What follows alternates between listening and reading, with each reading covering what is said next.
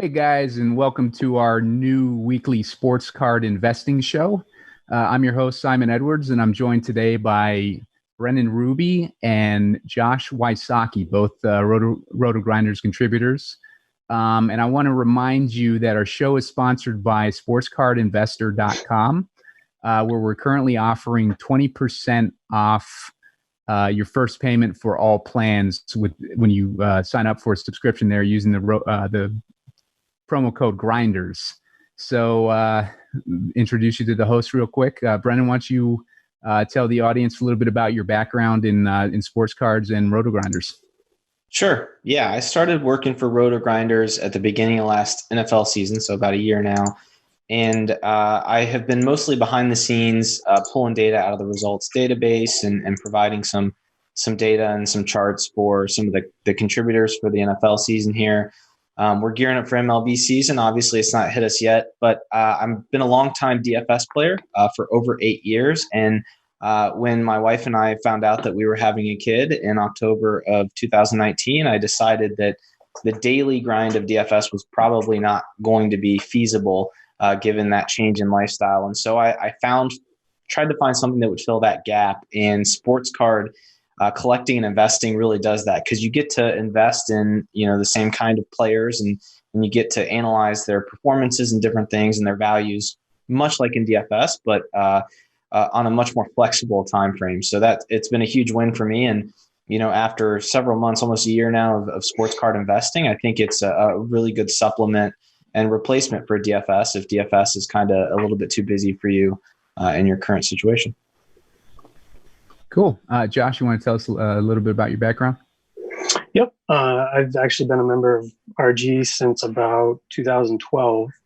A year or so after I joined RG, I actually started doing content. Started off with some MLB articles, weekend type stuff. Moved on to NBA content. Again, just articles, how-tos, things like that. Then transitioned into the projections team. I did weekend projections for at least 2 years, maybe 3. But it's been 2 years or so since I've done that. Similar to Brennan, wife, kids, makes it a lot harder to be at a screen for NBA lock. So I've kind of, had to distance myself from DFS. Just, it's a losing situation when you're trying to, manage kids and a family and have to, be at a computer screen. So, but yeah, sports card industry has been booming. I got back into it about late October, early November, and it has consumed a lot of my time. But it's not like DFS where you have to be at a screen at a certain time. It's more manageable and it's a lot of fun. Yeah, I mean, one of the best parts about sports card investing versus DFS is there's no timetable. You're on your own time. You can scan around eBay anytime you want to search for the cards and the prices that you're looking for, and it's a great way to stay involved with profiting on sports without having that DFS, the DFS schedule to grind to. Yeah, there's no time limit or time crunch or anything like that. So. Yeah, exactly. And these days, most of the sports card market is made on eBay, depending on different types of auction sales or buy it now posted prices posted by people. So one of the difficult things to do is figure out the value of cards with everybody. It's kind of like the Wild West on eBay a little bit. People can set any price that they want for their cards, and it's all a matter of people are going to buy it or not. And auctions, you never know what's going to happen in an auction. They could go haywire and price a card significantly more than it's worth, or it could do the opposite and price it significantly under the market. So a good thing to know is what the most recent sales have been, and use that to kind of guide you towards figuring out what the value of an actual card is. And one of the ways that we do that is with the Market Movers tool over on sportscardinvestor.com. They have some great tools that you can use to make sure that you're paying the right price for your cards. But let's talk about eBay a little bit and the eBay marketplace. And Brennan, why don't you start off and give us a little bit of the process of how you buy a sports card these days? Sure. Yeah. Spending time on eBay and learning that app or that website, if you're at the desktop, is important when starting to invest and collect cards, because you'll notice that there's a lot of different nuances that you might not think about. For instance, because the person listing the card is responsible for putting the title together, everyone kind of can call things differently. So for instance, if you're looking for a 2019 Prizm card, if you just type in Prizm Luka or Prizm Doncic, you'll get a lot of different things. You'll get all the different parallels. Some other brands of cards have parallels called prisms. And so learning how to search efficiently is really the first thing I had to do when I started out on eBay. And what I found is there's a nice balance between being vague and being very specific. And so, if I'm looking for a Luka Doncic rookie card, unless I want to get tens of thousands of entries, I typically will look at a brand or a couple of brands that I like first. And so I might say rookie Luka Doncic Prizm, and type it in. And if I want something that's PSA graded, I'll throw PSA in the search as well. And you'll have to know that sometimes you'll get things that don't apply. But if you're too specific, you're going to miss out on some listings and potentially good deals. And so getting a feel for how to search on eBay is kind of an art. And it's one that you'll have to, kind of get used to. The nice thing is once you find a search that you like, you can actually save it on eBay. So once you have a search that you like, you can save it. And you can go back to that same search anytime you want just by clicking on it in the options. So I think for anyone to get started on eBay, step number one is going to be learning how to search for what you want and making sure you're getting a good amount of results, but not too many so that you're kind of overloading your feed with listings. Yeah. And a couple different ways that people list on eBay are either auctions, which last several days. So if you're watching a card on an auction, there's no guarantee that you're going to get the price that you want on it. And, it could waste valuable time, especially if you see something in a buy it now that's priced pretty close to what you're looking for, and you can just buy it then. You're taking a gamble on auctions when you're trying to get a price lower than what you see listed in the buy it nows. Josh, why don't you talk a little bit about the differences between buy it now and auction on eBay? Auction, there's a set time. I think it's 1, 3, 7, 10 days where, there's an end stop to the auction and the highest bidder, is going to win the item. Usually, it'll gradually work its way up, and then the last minute, 30 seconds, if you have a lot of watchers on the item, the price is going to skyrocket. Buy it now is, somebody just sets a price and, you can just buy it. Another thing that's pretty common with buy it now is people will accept offers. I am constantly looking at those type of sales. I don't want to say low. I guess I'm going to say low ball, but I'm frequently like, don't be afraid to low ball.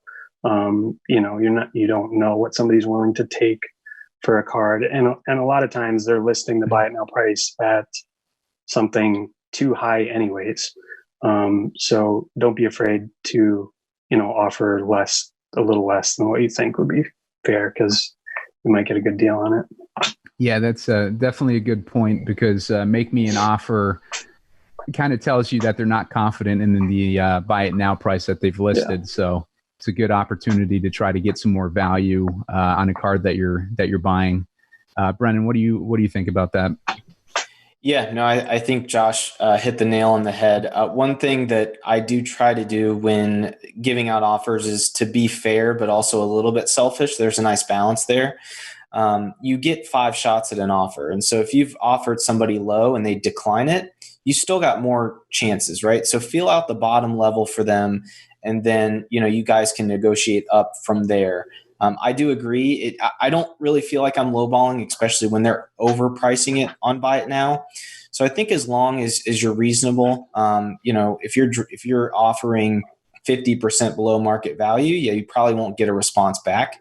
But yeah, just like Josh said, don't be afraid to under offer initially, because they've got a chance to come back. You've got a couple more chances to come back, and you'll hopefully land on a price that you are comfortable with. I will say, with the market constantly going up day in and day out, which we'll see with the market mover tool here in a minute, a lot of times a good deal is getting fair market value, whereas in a static market, you might be looking for a discount. If you can get something now for fair market value, that's a pretty good deal, because there's a good chance in 7 days it's going to be up 10%. 15% if you're looking at the right people. So just understanding the market and understanding kind of the etiquette and the different options you have, I think, is important when buying. A lot of time auctions are very competitive. The only time I've gotten good prices on auctions is where there's not a lot of action. Maybe it's late at night and people didn't really see it. Maybe the title's wrong on the item, and so it's not hitting a lot of people's searches. Auctions are very competitive, especially for high demand cards. Yeah, I going to your point about Buy It Now. I actually saw a Zion Prizm Silver PSA 10 on eBay a few weeks ago. It was listed at about 2,300, and I was trying to get it, bid lower on it to about 1,700. He came back at me at around 2,100, but I didn't want to buy it for over 2,000. So, I was trying to get him to 2,000. I couldn't do it.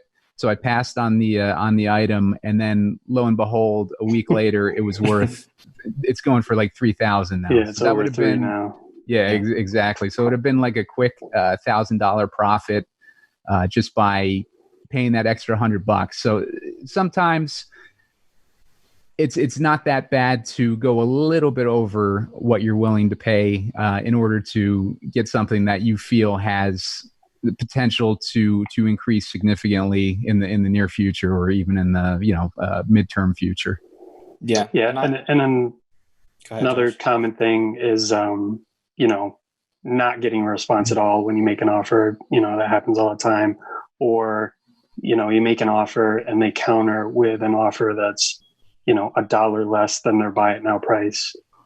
At that point, probably just give up, because you're wasting your time if you're not going to do the Buy It Now. Right. And so eBay's pretty much the best spot to find your cards these days. If you're trying to get packs of cards or boxes of cards versus individual cards, eBay is probably the best place where you're going to find to buy those cards, because when you're dealing with the Panini website and they have a release, cards will sell out almost instantly. The sales don't last very long, especially for the popular cards like the Prizm sets or the National Treasures or whatever. And it's just a flood of people going onto Panini's site all at the same time, trying to get the same cards. So it's very difficult to get it online through the actual producer of the cards. Retail is a similar experience. When you go to retail to try to pick up a new release, it's almost impossible to find. Josh, you had a little anecdote about that. You wanna tell your story about trying to do that? Yeah, sure. So, like I said, I got back into this around October, November.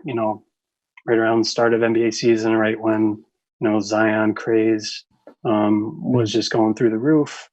The first major release for basketball was NBA Prizm. That's like the standard card for NBA these days, and it was selling out instantly.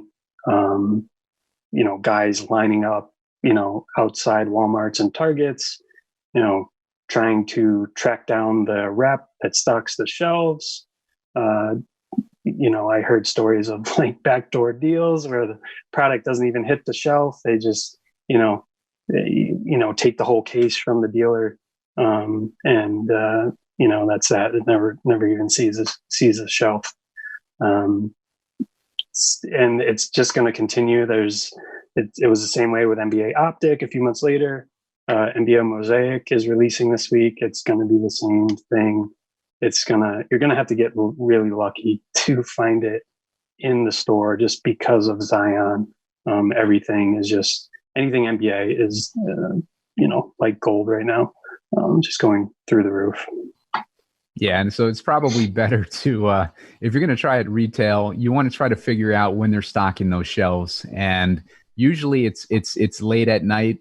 So you're going to have to probably go there right before it closes or something like that, or try to scout it out and figure out. It sounds ridiculous, but this is what you have to do if you want to buy it at the store. I got super lucky with Prizm. I walked into a random Walmart. Me and my wife were out shopping. We both had the day off. Walked in, and the rep must have just left. I found a full stock of Prizm, and this is when you couldn't find it anywhere. So I just bought the whole display. Just bought everything that was there. And Optic. I was unable to find Optic anywhere.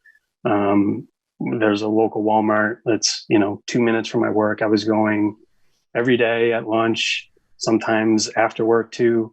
I kind of figured out, because I was going so much, this is insane to even say, I kind of figured out that the reps stocked on Thursday nights. So I went on a Thursday evening. They hadn't stocked yet. Like, maybe they're not releasing it this week, or there's a backlog. I went before work the next day just because I'm insane. And 2 displays of Optic were totally cleared out in that time frame. So Mosaic is going to be the same exact way. It's already it's been released in Canada.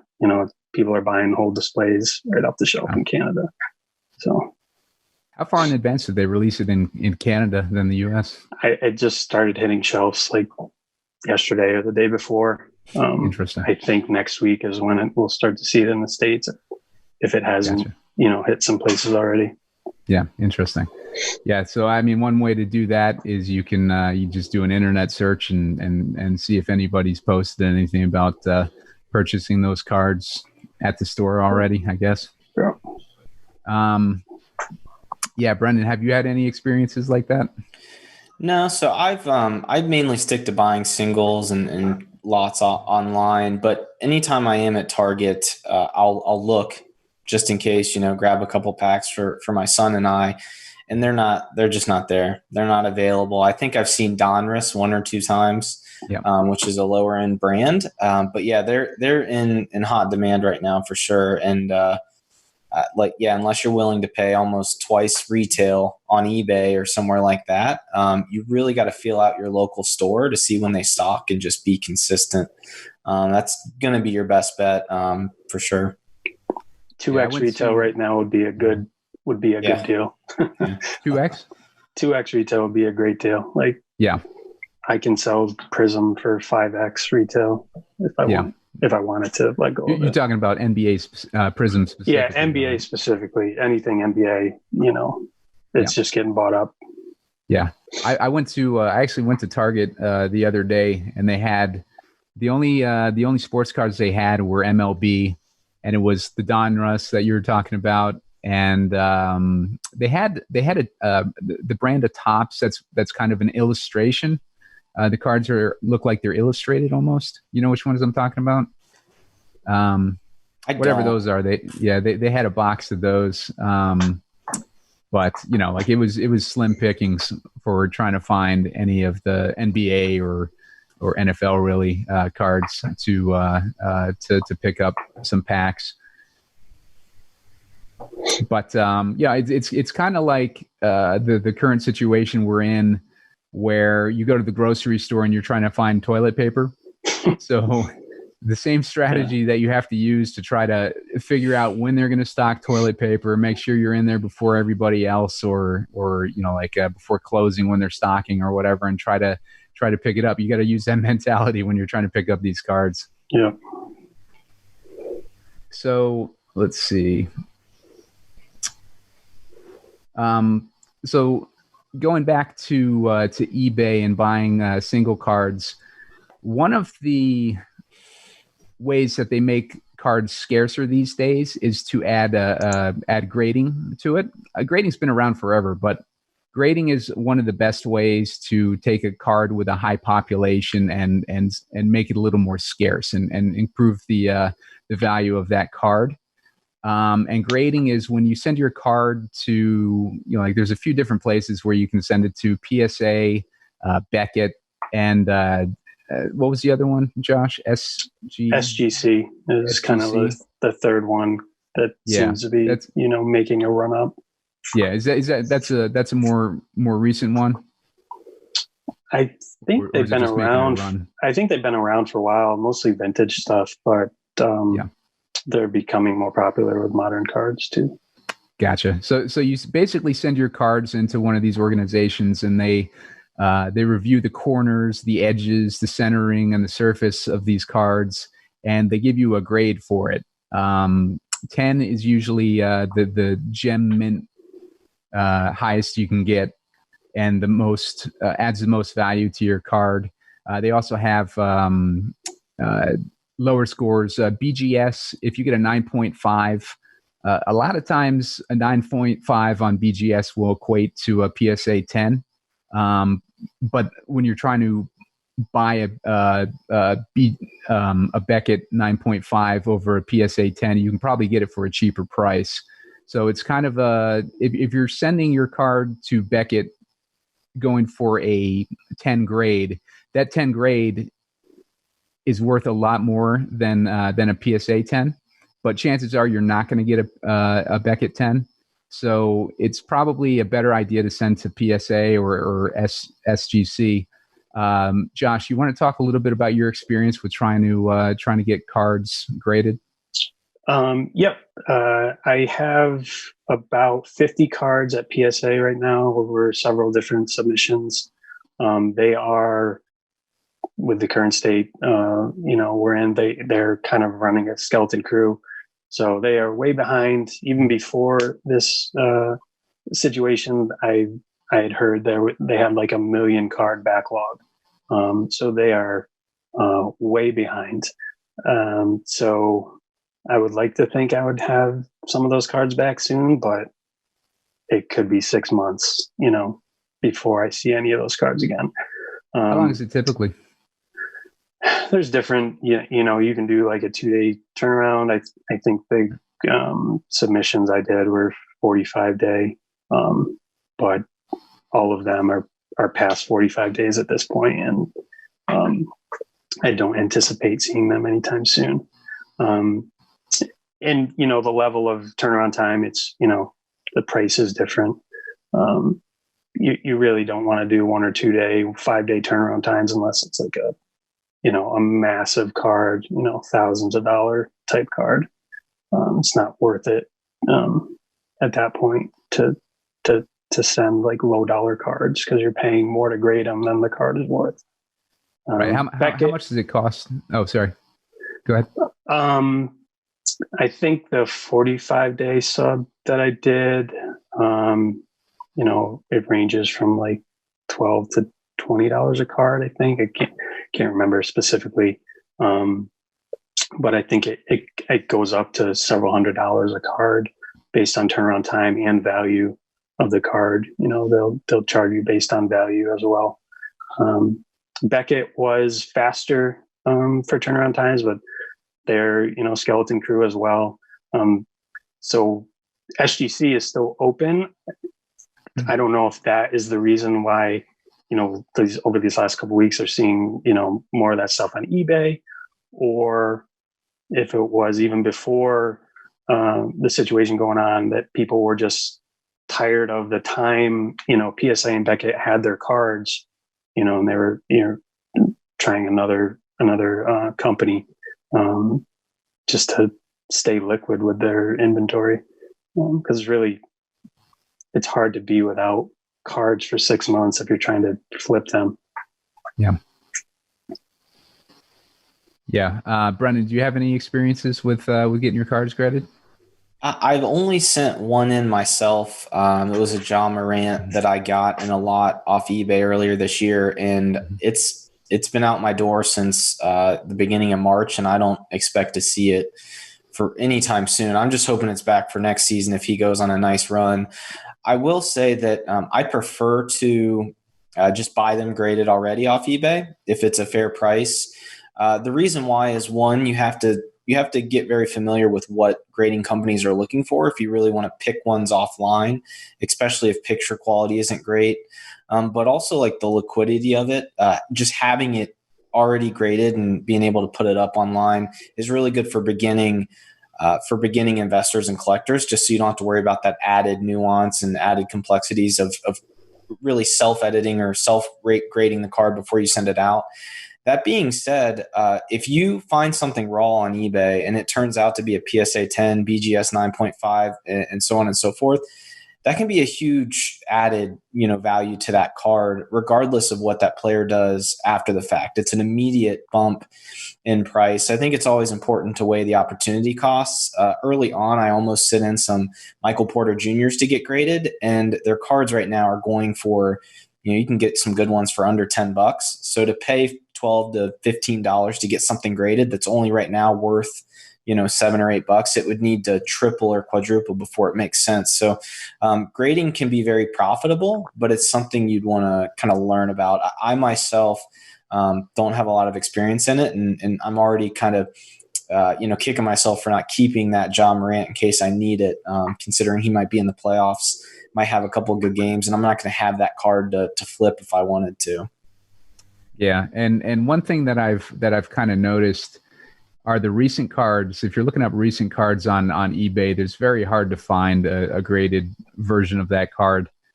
And in general, like I've found with National Treasures, Panini brand, that those are pretty hard to find in PSA grades too. And I'm guessing that's because they're scarcer cards. So the added scarcity of a grade on a card that's only has like a 99 card set or a 25 card set, it doesn't really make sense to get something like that graded and take the risk of getting like an 8 grade or something on a card that's selling for a decent price raw. Yeah, I'd agree with that. I also know that I think the National Treasures have a little bit thicker of a stock, and some of those corners can get a little bit beat up the thicker the card stock gets. I know I've had problems with I've seen some problems with some of the other thicker card stocks, so that might be some of it. A good resource is to go to PSA's website, and they have population reports, and you can get a feel for how hard or easy something grades. For instance, I think over 70% of Luka's rookies last year for Prizm were PSA 10s, which means it's a pretty easy card to grade versus something like a Ben Simmons Prizm, which was 50-50. So obviously the printing technologies have gotten so good and consistent that it's easier to get yours centered and graded as a 10. So I think a good thing to do would be to go out and look at the National Treasures PSA populations and see maybe over 50% of them are getting a 9 or lower. And if that's the case, with the current state of the market, why slap a 9 or an 8 on your card when it's selling for thousands raw? I think that's a great call out. Yeah, and if the Prizm Silvers are getting frequent 10s, then that makes a lot more sense for looking at raw Prizms on eBay and paying less and taking that gamble that it might be a 10. I mean, a lot of times you can look at a card and see the pictures of it on eBay and be like, oh, that's not centered. But you can tell if it's centered or not. They have the dots on the border. I don't know if you guys have ever tried like looking at the dots on the border to judge the centering based on that. But a lot of times, like you can tell right off the bat that the centering just isn't there. Yeah, centering on the NBA Prizm cards this year has been pretty rough. I've pulled a lot of cards that just aren't even close.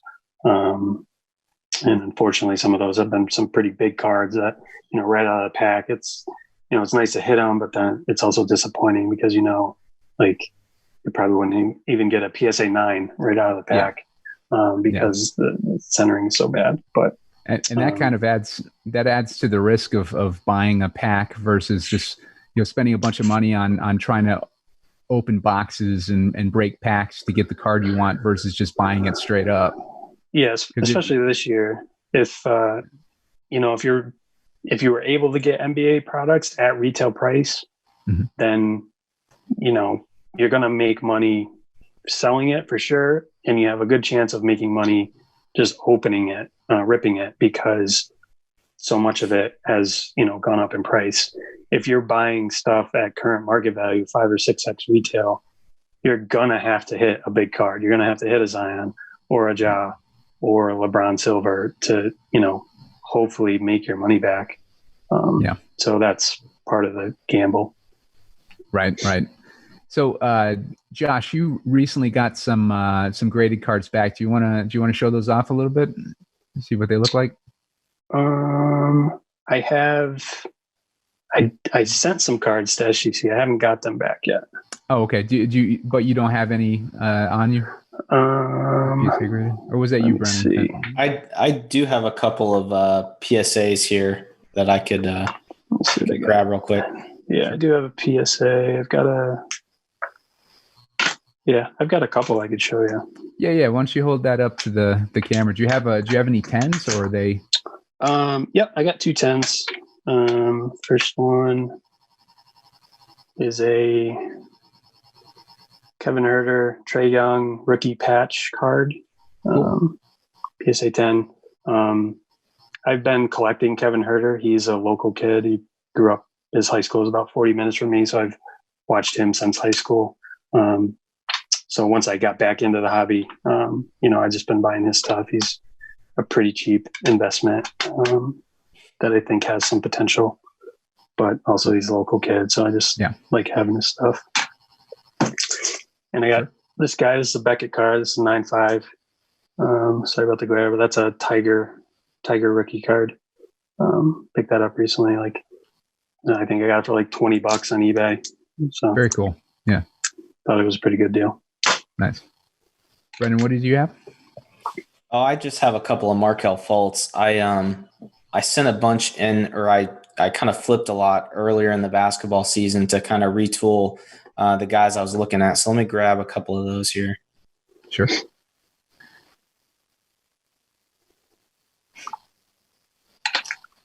Now, Josh, those ones that you got back, how long did those take?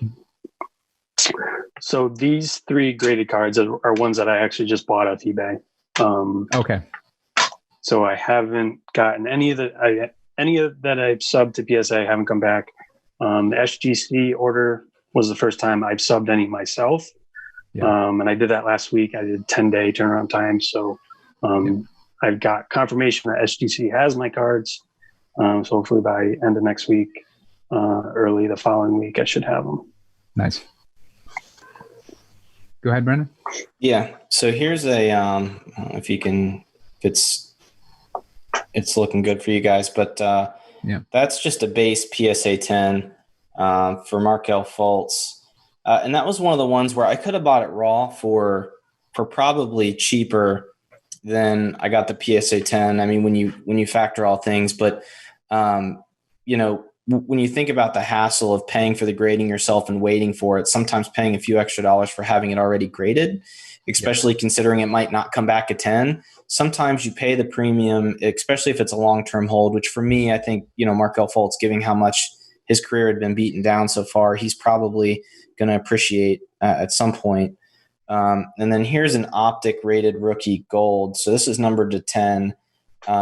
This was the first big purchase I made. And I'll be honest with you, I don't know if I got a great price on it or not, but it is a good one to keep just to remind me of the lessons learned early on in my investing career. And I did comp it when I bought it. So if he does turn out to be anything worthwhile, I will make a profit off that one. But, when you pull the trigger on something that's a pretty sizable investment, depending on what you're used to, it's kind of the same fun of playing a milli maker in DFS, right? I mean, You might throw 10 entries into the milli maker and, it's quite the thrill, but this one at least lasts longer than a weekend, or in my case, the first player I roster. So, that's a couple I have. I have a couple more, but those are some ones I have on the hand. Awesome. So this is the week of the NFL draft. We have the draft starting today, actually. It's Thursday. A lot of card sets have had college players in them, and I think National Treasures or there's some Panini set that came out recently that featured collegiate players. What's the benefit of buying college players ahead of the draft, if any? Brennan? So it's the first card available. So that's the real benefit there, right? Everyone's going to be tuning in for the draft, especially now with everyone at home. We've seen it with the Last Dance documentary.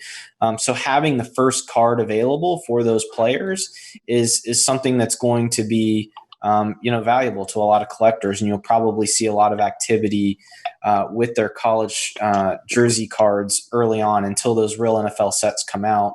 And depending on how long those might or might not be delayed, the window might be bigger this year. That being said, and I ran into this in the college season, if you hold on to those cards too long, you'll see their values go down because once the professional jerseys are available, those are the cards everybody's going to want. So the demand for those college cards are going to go down. That being said, they have quite the market early on, especially while the other sets aren't available.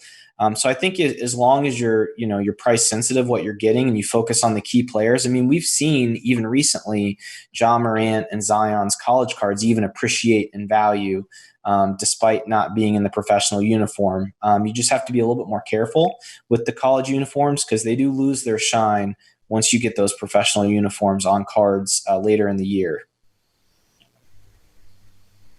Yeah, and college cards seem like the perfect cards to flip. You buy them, like when the rookies are hot and being talked about, and then you sell them before the NFL RPAs come out, huh? Yeah, no, I think that for the college uniforms, it's a short to intermediate flipping opportunity, or for people who like that team, it's a good collecting opportunity. If you're trying to make a long-term investment or a substantial one, it's probably better to wait for the professional uniforms to come out. That being said, tuning into the draft, obviously there'll be storylines that bump guys prices up. But if, from my perspective, the way I like to invest, I'm going to look at the draft. And once I know what teams guys are going to, I'm going to try to find the guys that might have an opportunity in their first year. I think it's the guy from Oakland, Josh Jacobs, came in and had a big year. And if you knew that he didn't have much in front of him in terms of competition at the running back position, that could have been a good guy to target early on. And so, as the draft plays out, if you start to jot down notes about whether or not guys are going to get opportunities or not, you might be able to come up with a nice list of guys to target early on, whether it be in their college uniform or in their professionals when they're available. Yeah, makes sense. Josh, have you done much investing into collegiate players? A little bit. I bought, some of the Prizm NBA draft cards before the actual Prizm came out, but not a lot. Like Brennan was saying, it's most of that stuff is gonna go down in value as soon as there's a card with their NBA jersey on it. So if you don't hit some like really nice card or low numbered serial number card, you're better off flipping before the NBA uniform cards come out. Yeah. So going back to NFL, recently we've had some pretty significant trades and pretty significant movements in the NFL trade market, and one of those was last night where Rob Gronkowski was just traded to Tampa Bay to reunite with Tom Brady. And when you have a big news story like that, it tends to spike the prices of these players' cards. I'm going to do a screen share here and show you guys using the Sports Card Investor tools an illustration of how something like that works out. We've got the Rob Gronkowski charts called up here, and you can see right here the last couple of days the price has just gone through the roof.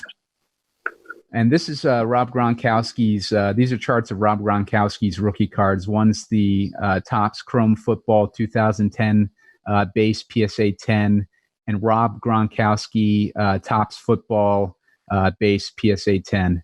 So to me, these scream sell your cards and buy it back later in the season. What do you guys? How do you guys handle situations like this where guys' cards just go through the roof off of news stories that really might not affect their performance that much and drive their card value much higher? So from my perspective, that's where your knowledge of the sport and kind of where you want to invest in things that comes into play.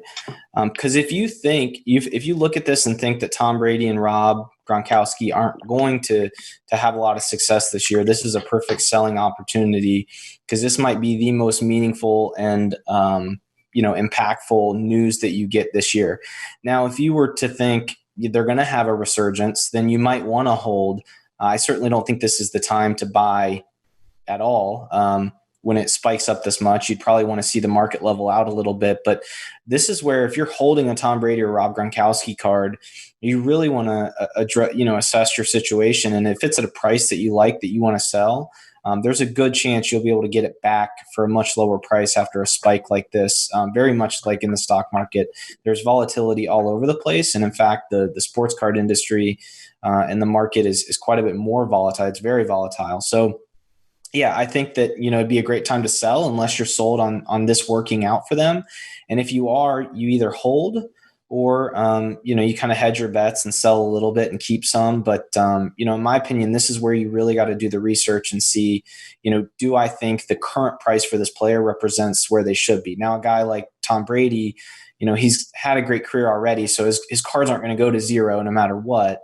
But if you think this is a little bit too high, then yeah, you can sell and then buy again later as this all kind of plays out and they're out of the playoff race or whatever you think might happen. Yeah, Josh, how do you handle these situations? Like one of the just throwing real quick, one of the beautiful things about this market mover tool is that it illustrates perfectly the price action of these cards. Like you don't get this anywhere else, where you can see the crazy spike that it's had, and kind of judge based on that whether it's time to buy or time to hold or time to just wait for the price to come down. To me, this just screams, if I had the card, I'd sell it and then just buy it back later in the season, anticipating him not to perform as expected. Yeah, I would agree with both of you guys. Definitely a time to sell or hold, especially for a position player. What I've learned in my short time back in the hobby is just like the real NFL quarterbacks are, your franchise quarterbacks are the cards you want for NFL. Even superstar position players don't seem to hold value.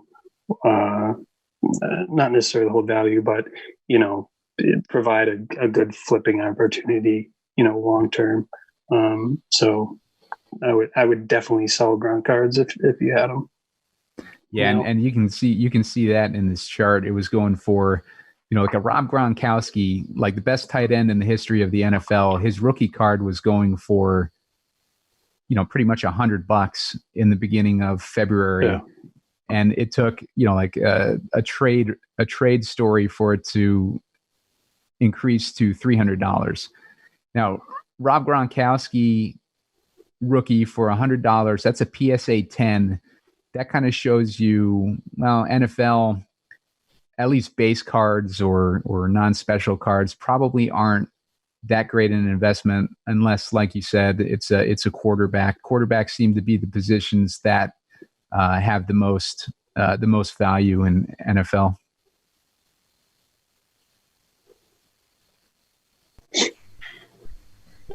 Let's see. So I'm going to call up now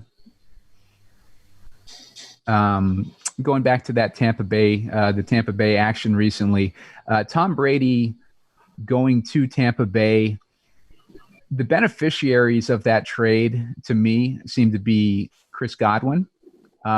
He's more like an Edelman type. He has shorter routes. He's got great hands. He's a great player. And you put a competent quarterback with him like Tom Brady, somebody who's not slinging it to Mike Evans every other pass, who's targeting the guy underneath, the reliable guy. A guy like Chris Godwin, I think Godwin could benefit the most from a Tom Brady trade. So, armed with the knowledge that the base cards probably aren't a great investment for a position like a wide receiver. One of the cards that I was looking at to potentially target buying with this Tom Brady trade is Chris Godwin's National Treasures rookie patch card. And I noticed recently it was going for about $200 or so. You can see the prices fluctuated a little bit recently. A few months ago, you could probably get it for like under $100, $50 to $75 before the trade happened. And you can see the price has steadily increased. It's going for about $200 right now, but the National Treasures cards are great looking cards. They're thick. They have a piece of authentic jersey in there. They got the autograph. The graphics on them are great. Let's see. Let me call up a bigger image of this card here. They're just a really nice looking card. And if you can get a card like this for a guy who has the potential to have a career changing season for under $200, I just think that that's a really good deal. And I think the potential to make, like a 50% return on it is pretty good if you're just looking to flip it relatively quick. But I think in the long run, this card could be worth significantly more. What kind of approach do you guys take to situations like this when you're looking for a guy who hasn't quite broken out yet? He's had some good seasons, but he hasn't had that monster season yet, and he's still a little bit under the radar with the general public, who are more familiar with guys like DeAndre Hopkins or guys like that.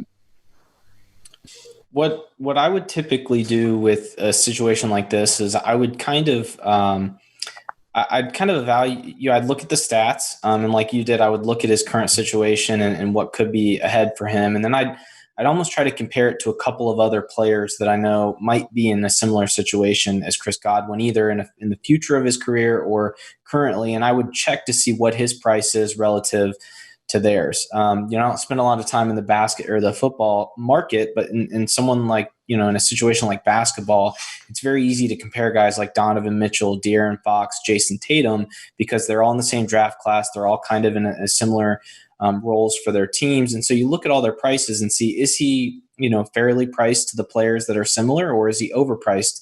If he's underpriced, it's a great opportunity because someone like Tom Brady, who might get him the ball a little bit more accurately than someone like Jameis Winston, could, catch him up to those people. So I think I'd evaluate the market for a guy like Chris Godwin. I'd look to see if his current value relative to players like him, other wide receivers would be good to look at. And then I think you always have to have either a target price or a time frame in mind for your investment. So if you think this might be a short-term investment, go into it knowing that.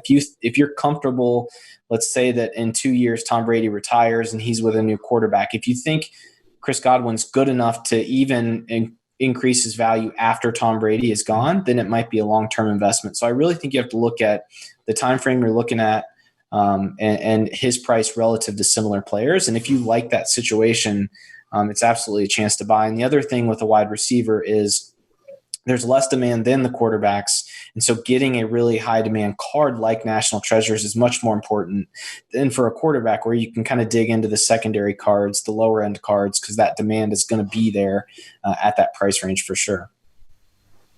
Yeah. And again, with these National Treasures cards, they have very low populations for these cards. If you can see in this top left-hand corner of the card, you see the serial number. This is 56 out of 99. So there's only 99 of these cards in existence, which really adds to the value of them. And on top of just being a really nice looking card, and the potential of the player to have a breakout season on top of it. On card auto too, which is nice. Yeah. A lot of cards are, the player just signed a sheet of stickers, and Panini slaps a sticker on a card. So it's nice when it's actually on card. Yeah, that's an important point too. The on card autographs are typically valued more than the sticker cards that Josh is talking about there. As is, I'll just say multicolored patches as well. So when you have 2 or 3 color patches, those will carry a heavier premium than a similar patch that's just one color. So you'll see a lot of times on eBay, if you're trying to sell something, it's nice to put that in there so that people only search for 2 or 3 color patches. You show up for them, because those are in more demand than those single color patches you see. Yeah, for sure. And they'll even have cards like this with the piece of the uniform with the Nike swoosh on it, or the team logo on it. And those will have like a smaller population and be more scarce cards. Those will typically sell for more. So if you see a card that looks like the card that you want, double check the patch to make sure it's the patch that you want, and double check the population to make sure it's the correct population that you're looking for. They will also do, patches with just one letter of the, name of the player. I've seen videos on YouTube where guys have collected, every card with every letter of the last name for that particular card run. But those, definitely a premium for those type of cards too. Very cool. So Josh, we were talking earlier about the Mosaic, the NBA Mosaic. We're going to take a look right now at some of the sets that are being released pretty soon. We're looking at Beckett here.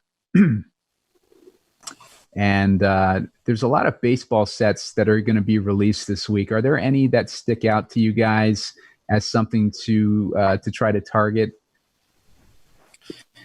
From my perspective, I don't see anything this week, which is what we're scrolling through now, that is something I would go after. It is worth mentioning that Bowman's full set for baseball has been pushed, I believe, till sometime in mid-May.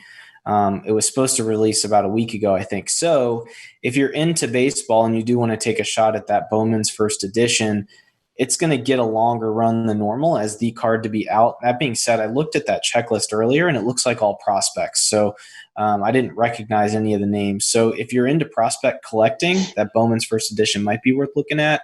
But I think what people are really waiting on is the basketball stuff that's coming out here soon. We mentioned Mosaic.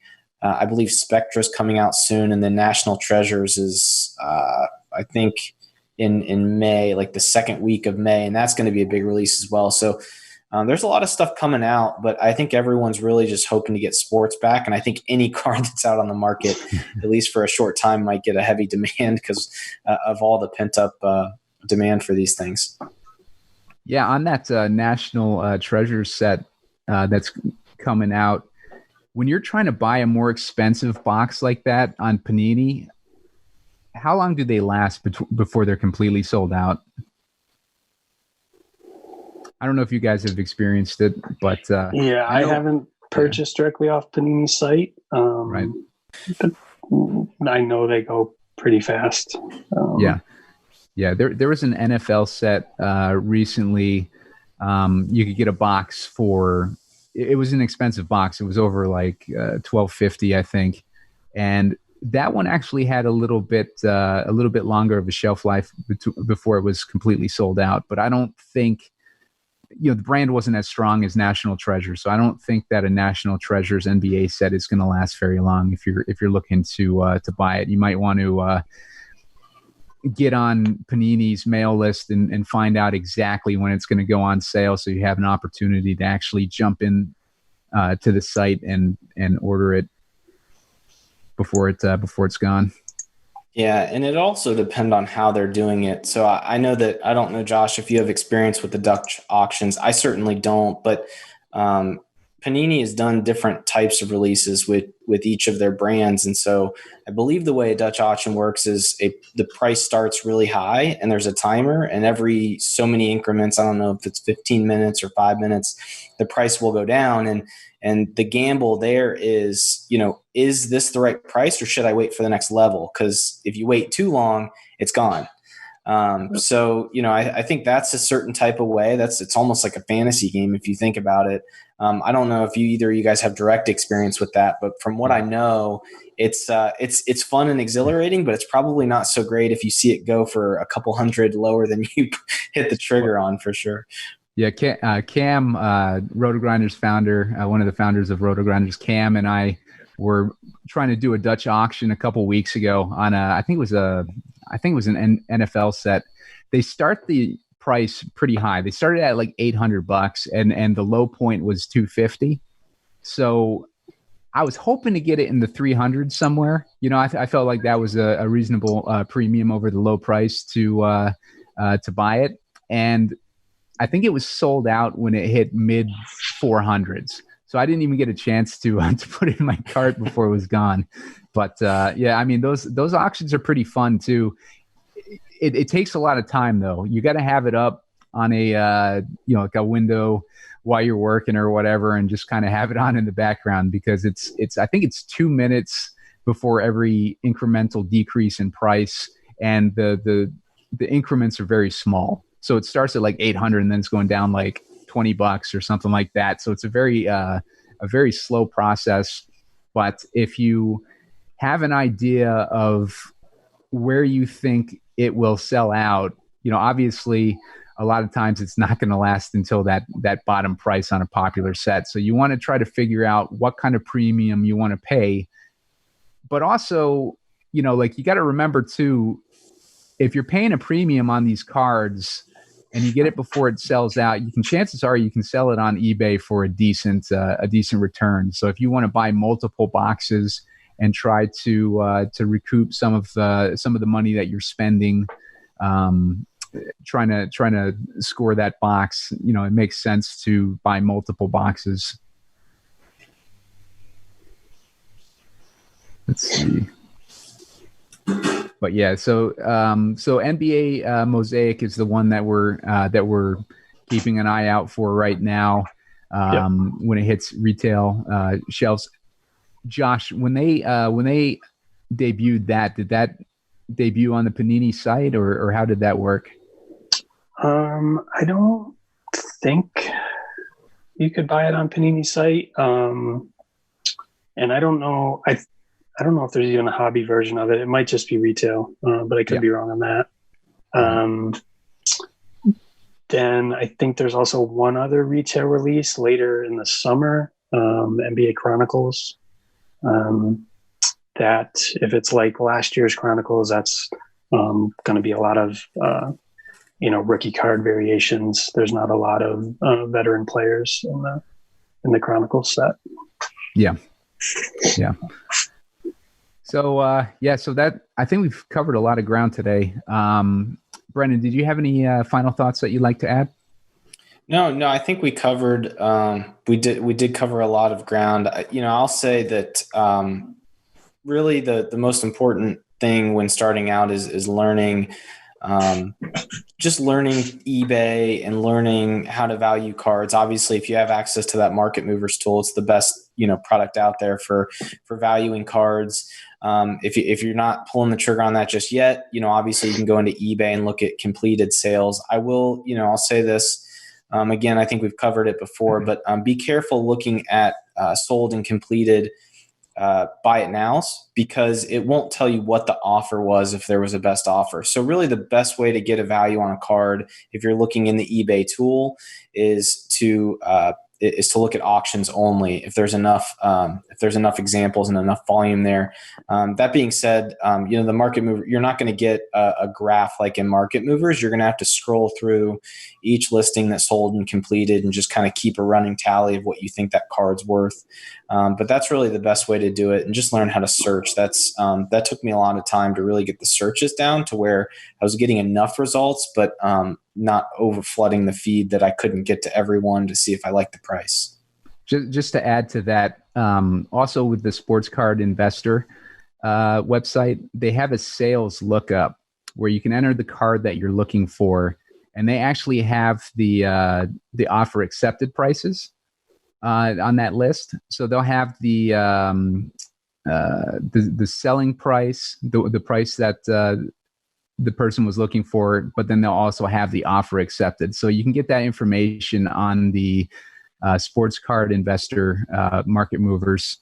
And the deal that we have with Sports Card Investor, you can't really beat it. It's 20% off your first payment for all plans. And you use the promo code Grinders to get that. So make sure you head over there. It's a great resource for pricing out your cards. It's a great resource for finding sales history and getting those charts, all of which are going to help you out huge when you're trying to figure out which cards to invest in and how much to pay for them. Josh, did you have anything to add? Just comparing it to DFS, you have a bankroll in DFS. You should have a bankroll for, sports cards. Don't, overextend yourself. There's many different levels that you can enter the hobby. I'm on the lower end.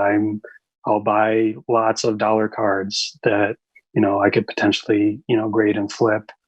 The most expensive card I bought since I've been back into collecting was like a Giannis rookie. It was like $120. That fits what I can do right now. You can buy $10,000 Giannis cards, if you have the ability to do that. So, there's many, like I said, there's many different ways that you can enjoy the hobby.